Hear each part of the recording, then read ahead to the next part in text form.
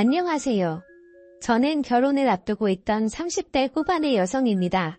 원래는 결혼 생각이 없었는데 뒤늦게 남편을 만나 결혼을 계획하게 되었어요.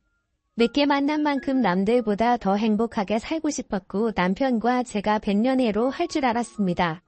하지만 남편의 충격적인 정체에 저는 결국 이 결혼 생활에 종지부를 찍을 수밖에 없었어요. 중소기업에서 격리로 15년 일을 했습니다. 집에 돈이 없어서 대학은 진학하지 못했어요. 제 밑으로 남동생 둘이나 있었거든요. 원래는 공부에 워낙 욕심이 있었기에 어떻게든 대학에 가고 싶었지만 힘들어하는 부모님을 보고 있자니 고집을 피울 수가 없었습니다. 그렇게 고등학교를 졸업하고 바로 사회생활에 뛰어들게 되었어요. 솔직히 격리로 일하며 벌었던 돈 대부분은 다시 친정으로 들어갔습니다. 친정아버지는 몸이 안 좋으셨고 불행인지 다행인지 남동생들은 공부를 잘했기 때문에 학비당 못하 계속해서 돈이 필요했거든요.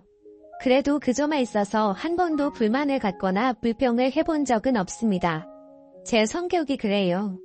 실은 소리한다고 상황이 어떻게 달라지는 것도 아닌데 뭐로 해서 주변 사람들 마음까지 아프게 하나 싶은 거죠. 하지만 살다 보니 때로는 그렇게 해야 하는 경우도 있더라고요. 제가 아프다 소리를 안 하면 다들 제가 괜찮은 줄 아니까요? 아무튼 그렇게 일만 하다 보니 연애도 제대로 못 해보고 나이가 35을 넘어갔습니다.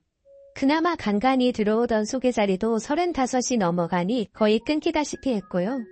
그런 와중에도 사람들은 저한테 왜 결혼 안 하냐, 시집 안 가냐 물어봤자 답도 없는 질문을 해대니 너무 스트레스를 받았습니다.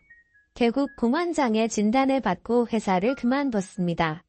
그때 처음으로 제 자신을 위해 시간을 쓰게 되었어요. 다행히 동생 둘 다 누나에 대한 고마움을 아는 녀석들이라서 자기들이 도와줄 테니 당분간 아무런 걱정하지 말고 누나만의 시간을 가지라 하더군요. 친정부모님도 그동안 제가 애 많이 썼다 해주셨고요. 알아달라고 했던 일은 아니지만 그래도 가족들이 제 희생을 알아주고 인정해주니 큰 위로가 되었습니다. 그렇게 저는 회사를 관두고 공부를 시작했습니다. 현실적으로 대학교를 가기는 어려웠기에 공무원 시험을 준비했어요. 그리고 다행히 1년의 수험생활 끝에 합격을 하게 되었습니다. 다른 사람들은 공무원 합격을 했을 때 어떤 감정을 느끼는지 모르겠지만 전 드디어 혼자 살아도 괜찮다, 이제 걱정이 없다 뭐 그런 생각을 했습니다. 이 시기에는 이미 결혼에 대한 미련이 없었거든요. 그렇게 공무원 시험에 합격하고 얼마 지나지 않아 지인을 통해 지금의 남편을 소개받았습니다.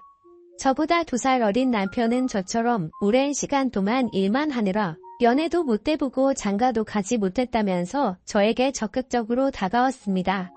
호감 가는 외모의 이모러스한 성격 그리고 믿음직한 말투까지 저희씨 금방 남편에게 마음의 문을 열었습니다. 남편과 저는 그해 1월에 알게 되었지만 금방 연인 사이로 발전하였고 그해 부활의식을 올리자고 약속까지 하게 되었습니다. 남편에 대해서 조금 더 이야기를 해보자면 일단 직장의 경우 중소기업에서 과장으로 근무하고 있다고 했습니다. 대표가 자기 아버지인데 아버지가 사업을 물려받으려면 말단 사업부터 시작해서 하나씩 배워 올라와야 한다고 하셨답니다. 그래서 미국에서 대학원을 나온 뒤 한국으로 들어와 오로지 회사 생활에만 매달렸다고 하더라고요. 그 말을 듣곤 대단한 집념을 가진 사람이구나 싶으면서도 저보다 더 좋은 훈사 자리가 있었을 텐데 왜 만나지 않았나 싶었습니다. 제 말을 들은 남편은 자기는 그런 정략적인 결혼은 싫더랍니다. 자기의 조건과 상관없이 자기를 사랑해줄 여자를 찾았다면서 그게 바로 저라는 거예요. 제 기분 좋으라고 한 말인가 싶기도 했지만 계속 뭔가 꿍꿍이가 있다고 의심하는 것도 웃기잖아요. 어리석고 순진하게도 그 말을 믿었습니다. 하지만 만나면 만날수록 남편의 말에는 묘하게 맞지 않는 부분들이 있었습니다. 저 역시 직장 생활을 오래 했기 때문에 사내 문화라던가 업무 처리 방식 등에 대해서는 익숙한 편이잖아요. 그런데 남편은 주인과 대리 중 무엇이 먼저인지도 헷갈려 하길 여러 차례였어요. 직장인으로서 호칭직함은 기본 중의 기본인데 말이지요. 자기 말로는 과장 자리에 너무 오랫동안 있어서 그렇다고 하는데 말단부터 시작했다는 사람이 과장 자리에 오래 있었다는 것도 뭔가 납득이 안 되었고요. 회사 내 유머에 대해서도 모르는 것 투성이었어요. 처음에는 단순히 실수였겠지라고 생각했지만 그런 일이 짧은 기간 동안 몇 번이고 반복되니 저로서는 정말 직장 생활을 하는 게 맞나 싶었고 결국 남편에게 당신이 일하는 회사에 가보고 싶다고 물어보게 되었습니다. 남편은 갑작스러운 제 제안에 좀 놀란 눈치였지만 그러자고 하더군요. 간 김에 자기 아버지한테 인사도 드리자면서요. 며칠 뒤 남편 회사에 찾아갔습니다. 도착하면 전화하라더니 전화를 아무리 해도 받지를 않더라고요. 결국 직원으로 보이는 사람에게 남편 이름을 말하며 여기서 일한다고 들었는데 오늘 안 나왔냐고 물었어요. 그러자 여기서 일하는 건 맞지만 출근 여부는 말해줄 수 없다며 직접 연락해보라고 하더라고요. 연락은 닿지 않지 아무도 말은 안 해주지 속상했지만 말해줄 수 없다는 직원의 말도 일리가 있었기 때문에 집으로 돌아가 남편으로부터 연락이 올 때까지 기다렸습니다. 그리고 늦은 밤이 되어서야 연락이 왔어요. 교통사고가 나는 바람에 병원에 있었다고 하더라고요. 너무 놀란 제가 당장이라도 찾아가겠다고 했지만 걱정시키고 싶지 않다면서 며칠 뒤에 만나자고 하더라고요. 아픈 사람한테 제 고집을 밀어붙일 수는 없는 노릇이었으니 기다릴 수밖에 없었습니다. 그리고 적어도 남편이 그 회사에서 근무를 한다는 사실은 확인이 되었으니 그것만으로도 다행이다 싶었지요. 조금씩 남편에 대한 믿음이 다시 회복되어 가고 있었습니다. 둘이 9월에 결혼하자고 약속은 한 상태였기에 6월에 양가 어른을 모시고 상견례를 진행했어요. 원래는 좀 더 일찍 하려고 했었는데 시부모님께서 여행을 다녀오신다고 하여 좀 늦어지게 되었지요. 여행 중 제가 생각나서 잤다며 시어머니께서 귀걸이 한 쌍을 주셨습니다. 그 정도로 다정한 분이셨어요. 시아버지 또한 저에게 혼수며 예단이며 바라는 것은 없으니 몸만 오면 된다고 말씀해 주셨고요. 저희 부모님은 딸이 결혼도 못하고 평생 혼자 살까봐 걱정이 크셨는데 뒤늦게나마 좋은 집에 시집가게 되었다고 무척 기뻐하셨습니다. 저 또한 기다린 자에게 복이 있다더니 내 인생이 그런 건가 싶었고요. 상견례까지 무사히 마치고 나니 정말 제가 결혼한다는 사실이 현실로 느껴졌습니다. 백마탄 왕자를 기다리며 세월을 보낸 것은 아니었지만 저에겐 남편이 말 그대로 백마탄 왕자나 다름없었지요. 저희는 7월에 가까운 가족들을 모시고 약혼을 하기로 했고 9월에 정식으로 식을 올리기로 했습니다. 부끄러운 말이지만 늦은 나이에도 불구하고 남편은 아이를 무척 갖고 싶어 했어요.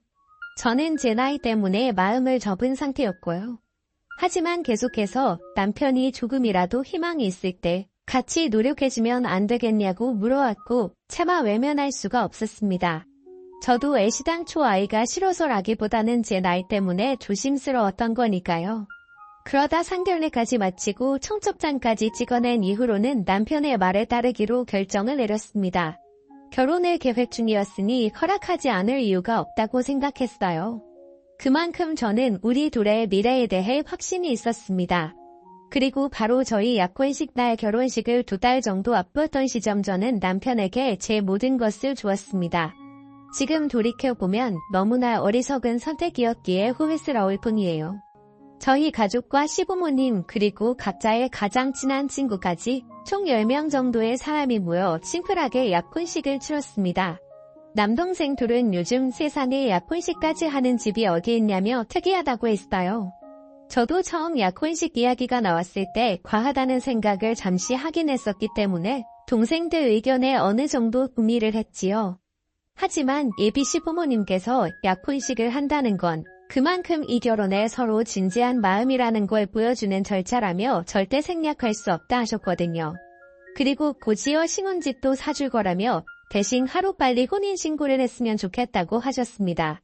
지금 생각해보면 예비 시부모님이 그렇게 서두는 데는 다 이유가 있었을 것이니 의심을 해볼 법도 했었는데 그때는 뭐에 콩깍지가 씌었는지 그저 저희 둘의 행복을 바라셔서 적극적으로 도와주시는 거라고만 믿었습니다. 혼인신고만 하면 집도 저희 둘 공동 명의로 사줄 거라며 재촉을 하셨고 그렇게 저희는 결혼식을 한 달 정도 앞두고 혼인신고까지 하게 되었어요. 약속대로 예비 시부모님께서는 서울에 있는 아파트를 마련해 주셨습니다. 하지만 공동 명의로 해주시겠다던 집은 전세였고 말씀하시기를 요즘 회사 사정 때문에 자금이 묶여서 그렇다며 조금만 참으라고 하시더군요. 갑자기 달라진 말씀에 저도 사람인지라 조금 실망스럽기는 했지만 가족이니 그 정도는 이해해야 한다고 생각했어요. 언젠가 남편이 회사를 물려받으면 이 정도의 일은 얼마든지 또 있을 수 있는 거라는 생각도 들었으니까요. 그리고 얼마 지나지 않아 남편이 집에 아이를 한 명 데리고 왔습니다. 사촌 누나의 아들인데 사촌 누나가 요즘 경제적으로 힘들어서 그렇다며 우리가 한 2달만 데리고 있자고 하더라고요. 아이는 8살이었는데 사촌 누나의 아이라서 그런지 남편과도 무척 닮은 느낌이었어요. 문제는 저도 남편도 출근을 해야겠기 때문에 집에 아이를 봐줄 사람이 없었지요. 남편은 이참에 저에게 일을 그만두는 게 어떻겠냐고 물었어요. 어차피 자기가 회사를 물려받으면 사모님 소리를 나들으면서 살면 되는데 뭐하러 고생을 하냐면서요. 하지만 남들이 어떻게 생각하든 저에겐 지금 제 직업이 처음으로 제가 원해서 선택한 길이었기 때문에 쉽게 놓을 수 없었지요. 그래서 그때 처음으로 남편과 시부모님의 말을 싫다고 했습니다. 시아버지는 저에게 실망이라고 하셨고 시어머니도 마음에 들어하지 않으시는 눈치였지만요. 그런 이유로 남편이 낮에는 시어머니께서 아이를 봐주시고 저녁에는 저희가 데려와서 보고 그렇게 되었습니다. 시어머니는 말끝마다 저에게 그렇게 해서 아이랑 정이 들겠냐며 혀를 차셨지만 전 솔직히 왜 이 아이랑 제가 정이 들어야 한다는 건지 납득이 되지 않았어요.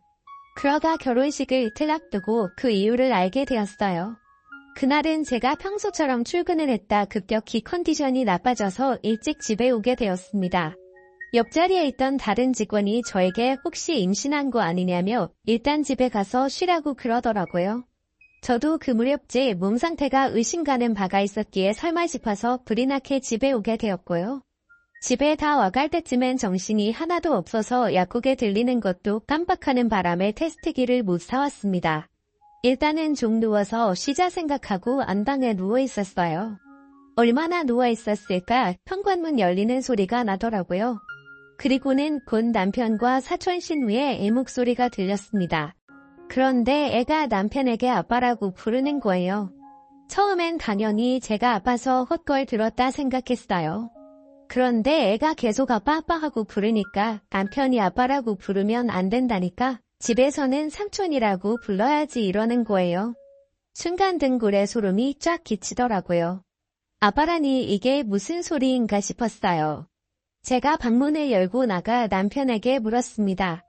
아빠라는데 그게 무슨 소리냐고요? 아무래도 제가 아프기도 했고 예민해진 탓에 목소리가 좀 높게 나갔어요. 그러자 애가 무서웠는지 또다시 아빠 저 아줌마 무섭다며 남편 뒤로 숨더라고요. 아이는 거짓말을 못하잖아요. 직감적으로 알아챌 수밖에 없었습니다. 사촌 신우의 애가 아니라 남편의 아이라는 것이요. 저는 그 뒤로 바로 남편의 혼인관계 증명서를 확인하였고 충격적인 사실을 알게 되었습니다. 총각인 줄 알았던 남편은 결혼 생활을 10년이나 했던 이혼남이었어요. 저는 그 사실을 알고선 그 자리에서 쓰러지는 줄 알았습니다. 제가 왜 나를 속였냐고 물으니 남편은 제 앞에 무릎을 꿇고는 아이 엄마가 재혼을 한다며 아이를 데려가라는데 자기는 도저히 혼자 키울 자신이 없었대요.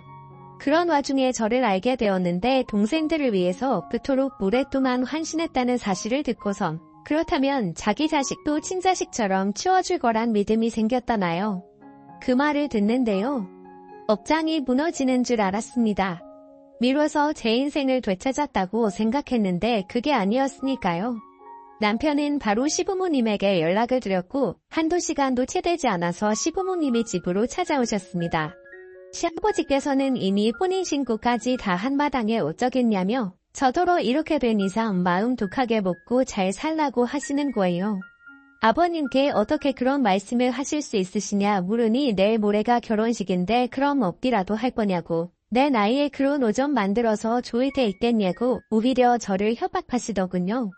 그 와중에 시어머니는 당신이 미안하다며 이게 아니라는 걸 알면서도 두 남자를 말리지 못했다고 대신 평생 속죄하는 마음으로 저를 대할 테니 그냥 우리 원래 그랬던 것처럼 사이좋게 행복하게 살자 하셨습니다.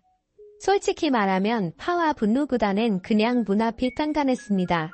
시아버지 말씀대로 결혼식이 내일 모레인데 혼인신고까지 다 한마당에 제가 무엇을 할 수 있을지 감이 안 오더라고요. 결국 시부모님이 돌아가시고 남편은 잠든 그 새벽에 미친 듯이 인터넷을 뒤졌습니다. 그리고는 혼인신고를 한 지 3개월 전이면 취소가 가능하다는 한 줄기 희망을 발견했어요.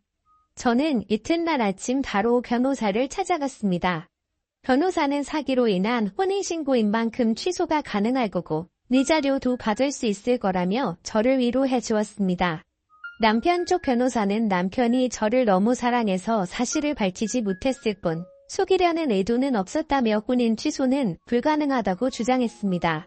하지만 결국 재판부에서 제가 입은 경제적 정신적 피해와 고통을 인정하여 저에게 위자료 2천만 원을 지불하라는 판결을 내려주셨어요. 결국 저는 지옥의 문턱에서 다행히 빠져나올 수 있었습니다. 남편은 그 이후로도 저에게 그래도 저를 사랑했던 마음만큼은 진심이었다며 잘 생각해보고 다시 돌아와 달라고 했습니다. 하지만 저도 남편을 진심으로 사랑했었기에 더욱더 돌아갈 수 없었습니다. 더 이상 그 무엇도 믿을 수 없었으니까요. 이 모든 사실들을 알게 된 제 두 남동생은 동거했고 동시에 자기들 때문에 제가 인생에서 너무 많은 것을 놓치고 희생하며 산 것에 대해 눈물을 보였습니다. 친정 부모님도 한숨만 내쉬면서 능력 없는 당신들 탓이라고 미안하다 하셨고요. 그런 가족들의 모습을 보는 건 남편과 헤어지는 것보다 훨씬 더 가슴 아프고 속상한 일이었습니다. 벌써 1년도 더 된 이야기라서 지금은 마음이 많이 편해진 상태입니다. 죽을 만큼 매달리던 남편도 소문에 의하니 어떤 여자를 만나 결국 재혼에 성공한 것 같더군요. 그 여자는 남편의 과거를 알고 있는지 모르겠지만 이제 제가 나설 자리도 아니고 조금도 엮이고 싶지도 않네요. 저는 남편에게 받은 위자료로 대학에 가려고 합니다. 부족한 학비는 동생들이 도와주겠다며 누나가 해보고 싶은 거 더 늦기 전에 실컷 해보라고 응원해주더라고요. 제 인생에 어쩌면 남편이나 결혼 같은 건 없을지도 모릅니다. 하지만 늦게나마 이렇게 제가 가고 싶던 그 길을 갈 수 있음에 감사한 마음입니다. 욕심내지 않고 작은 것들에 감사하며 살다 보면 또 좋은 날이 오지 않을까요? 감사합니다. 다음 사연입니다. 전 남편이 바람나서 홀로 아기 키우며 외벌이 하고 있는 20대 여자입니다. 유책이 저한테 있어서 헤어진 게 아닌데 자꾸 동창이나 동네 친구들에게 제 탓을 하며 불쌍한 척을 하는 전 남편을 어떻게 해야 하는지 조언을 얻고자 너무 답답해서 사연을 보내게 되었어요. 동창과 동네 친구들 이야기는 전 남편과 저는 동답에 같은 동네에서 지낸 친구였어요. 전 남편이 초등학교에서 유명했던 운동선수여서 알만한 친구들은 다 알고 있고요. 건너 친구들도 서로 다 아는 사이인데 결혼할 때도 다 친구들이 서로 알고 있어서 편했었는데 이렇게 됐구나 하니까 마냥 편하지는 않네요. 아니 근데 그런 친구들에게 제가 자기를 잡아먹었다고 마냥 집착 저는 여자 이야기를 하고 다니네요. 진실은 이혼 판결물도 있고 가까운 지인들은 다 아는 사실인데 헛되리고 다닌다고 말해준 친구도 제가 그런 성격 아닌데 이상하다고 생각했다고 하네요. 제 이야기를 다시 듣고 하는 말이 이래서 양쪽 얘기는 다 들어봐야 된다 뭐 이렇게 얘기를 하더라고요. 설명이 길었고요. 우선 저 이혼하는 과정을 얘기하자면 전 남편과 오래 만날 사이여서 어리지만 결혼하게 되었고요.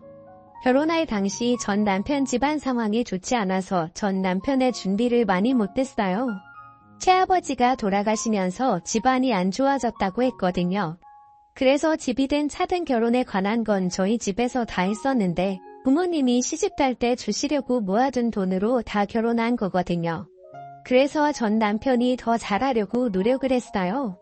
저도 결혼할 때 누가 뭘 가져가든지 상관이 없다고 생각했고요. 재밌게 잘 살면 된다고 생각했었거든요. 나중에 가장 잘 그려서 조금씩이라도 갚아드리자고 했었고 저희 부모님도 그렇게 생각하셔서 결혼을 허락했거든요. 시댁은 기독교 집안의 부모님이 두 분 다 목사셨는데 시아버지는 돌아가셔서 호르모님은 계셨는데 제가 기독교인이 아니라서 반대를 좀 많이 하셨었어요. 그래도 잘 설득해서 결혼했고 한동안은 잘 살았는데요. 결혼 준비 시기에 애가 생겼는데 그때까지도 저한테나 친정집이나 잘했었어요. 그러다가 애기 낳고 애기 키우며 지내는데 너무 힘들어서 싸우기도 많이 싸웠어요. 그래도 갑자기 가정이 되었고 애기 봐주는 게 고마워서 용돈 쥐어주며 밖에서 놀고 오라고 자유시간 몇 번 줬는데 그게 이렇게 될지는 몰랐네요. 제가 멍청하게 너무 믿었던 거죠. 자유시간 주고 몇 달 안 돼서 결혼했을 때도 없었던 회사 격리가 자꾸 밤마다 전화를 해왔어요. 낮에도 가끔 전화를 했는데 전 남편이 나가서 전화를 받았는데 이 일 전화를 밖에서 받나 싶었거든요. 그러다 출장 갔다 와서 남편이랑 애기랑 자고 있는데 그날따라 기분이 되게 똥밟은 기분이랄까? 새한 나쁜 기분이 들고 이상해서 출장 갔던 차에 가봤는데 불박이나 맵이나 제 차랑 저는 애기랑 집에만 있었고 남편밖에 안 탔었는데요. 펜션이며 모텔이며 바닷가까지 갔다 왔네요. 불박이는 같이 안고 가는 영상까지, 픽업하는 영상까지 줄줄이. 진심 사람이 너무 빡치면 눈물도 안 나온다는 말이 이해가 그때는 좀 되더라고요. 제가 바람을 엄청 증오한다는 걸 알고 있는 사람이고 드라마를 같이 보면서 같이 욕도 하고 했었는데 믿으니까 남편을 믿어서 자유시간까지 주면서 배려해줬는데 진짜 혼자서 욕을 미친 듯이 한 것 같아요.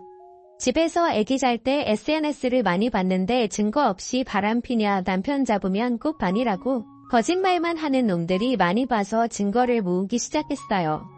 불법, 내비 다 찍고 들어와서 핸드폰을 봤더니 사진에 동영상에 녹음까지.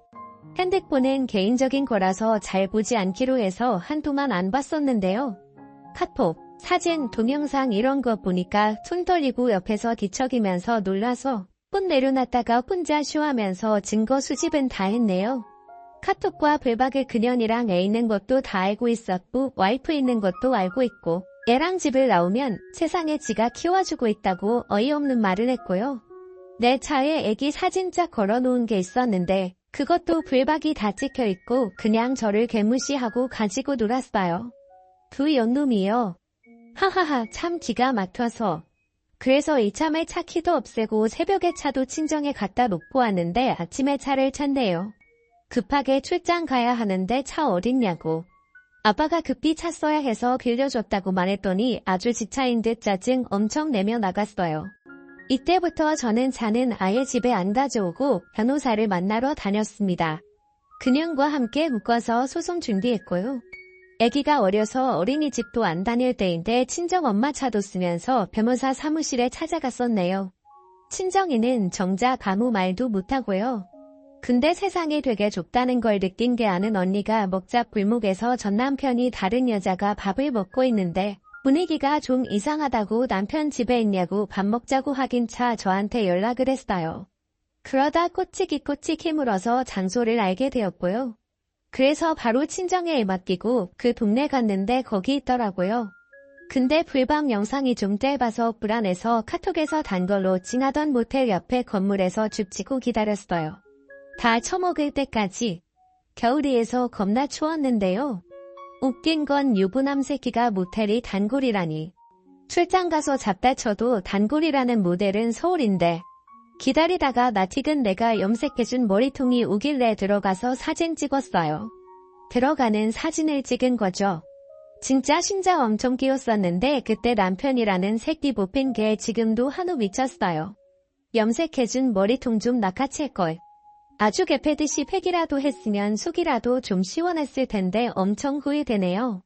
그리고 나서 증거는 이제 다 잡았으니까 집에서의 일만 남았었는데 그래도 아기가 있으니까 알아서 눈치껏 잘못한 거 알고 빌면 한 번은 봐줄까도 생각했었던 것 같아요.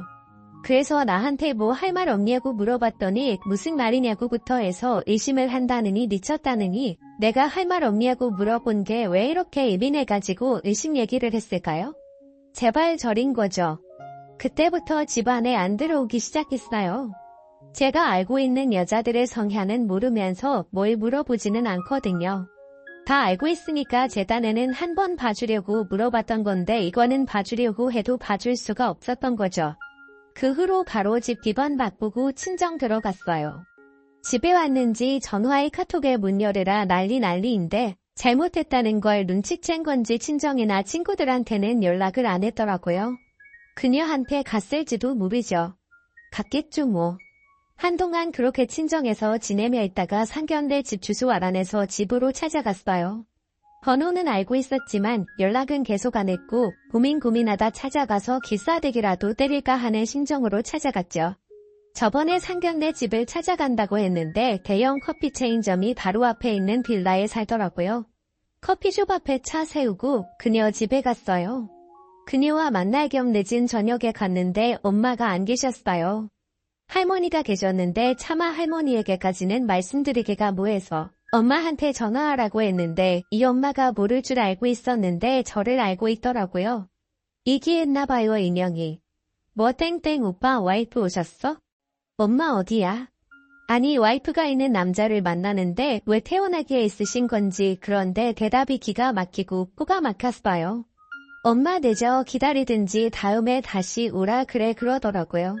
아이고 그 엄마의 그 딸 아주 알아봤어요 제가. 이게 말이야 방구야 왜 내가 다시 와야 하는지. 그래서 그녀 옆에서 상황 파악이 안 되시네요. 왜 제가 기다려야 하나요? 지방이 대책이 없네. 나중에도 그런 말 할 수 있나? 두고 볼게요라고 말하고 끊고서 그녀를 제가 데리고 나왔죠. 다행히 할머니는 뒤가 어두우신지 못 들으셨어요. 옷 갈아입고 나온다길래 기다렸는데 그놈한테 전화하는 것 같은 느낌이 들어서 폰다로 부숴버리기 전에 끊고 나오라고 개화는 상관없다고 말하는 잽싸게 나오더라고요. 그러고 나오는데 커피숍 앞에 세워져 있던 제 차 가리키면서 알지? 내가 그 새끼랑 타고 다니는 차잖아. 그랬더니 아무 말 못하네요. 커피숍에 들어가서 앉아서 할 말 없냐고 했더니 죄송해요. 근데 오빠가 너무 좋아요. 못 헤어질 것 같아요. 그러는 거예요. 어이없어서 몇 살이냐고 물어보니까 21살이래요. 아니 간땡이가 부어도 그렇지. 유부남 만났으면 찾아와서 좋게 말할 때 죄송합니다. 헤어지게요. 잘못했습니다. 이거 아니냐? 어디서 똑바로 쳐다보면서 그딴 식으로 말하려 했더니 그때야 고개를 숙이더라고요. 걔가 픽업해준 차, 내 거고 걔가 선물해준 기식에 내 돈으로 산 거야. 없는 놈이 남의 차 타고 돈 있는 척 착한 척하고 다니네. 니네 상황 이미 다 알고 왔는데 내 입으로 풀어보라고. 어디서 만났는지 얼마나 만났는지 푸시 하나 안 빼고 6화 원칙 맞춰서 똑바로 얘기하라고 했는데 2년도 내가 찾아와서 놀랐는지 순순히 불긴 불었어요. 게임에서 만났고 몇 달 되었는데 처음에는 총각이라고 했대요. 제 남편 놈이 죽일 놈인 거죠. 근데 나중에 유부라고 했는데 만나면 안 되는데 너무 좋아서 다시 만났어요. 죄송해요 이러길래 죄송한 줄은 아냐고. 더럽게 니 땅대 왜 내 애기 이름을 함부로 부르고 다니냐고. 철이 없어도 그렇지 네가 아빠가 안 계셔서 힘들었다고 내 남편 새끼한테 그러지 않았냐? 내 애기가 너랑 같은 꼴 났다 하고 온갖 욕을 해댔는데 울더라고요. 울어서 그런지 슬금슬금 옆 사람들이 쳐다봤어요. 와 이때 진짜 뭐라도 던질까 했는데 변호사 말이 정말 패하고 싶을 심정 알지만 애 엄마가 폭력으로 정가 생기면 애는 어떡하냐고 참으시라고. 만나는 거 비추인데 그래도 만나실 거면 물도 뿌리지 마시라고 법정에서 빌게 만들어주겠다고 했어요. 너 가지라고 그 새끼 재활용도 안 되는 새끼 아빠랍시고 봐줄 것 같냐. 뭔데 쓰레기 집에 다신 안 가져간다고 퍼세만 가득 찬 놈. 너가 먹여 살리라고 하면서 한 번 바람난 놈 2번 못하겠니? 버려지기 뻔하다. 아유 불쌍한 년아. 너도 21살에 상권의 꼴이 한 번 받아 과하고 마지막으로 말하고 나왔네요.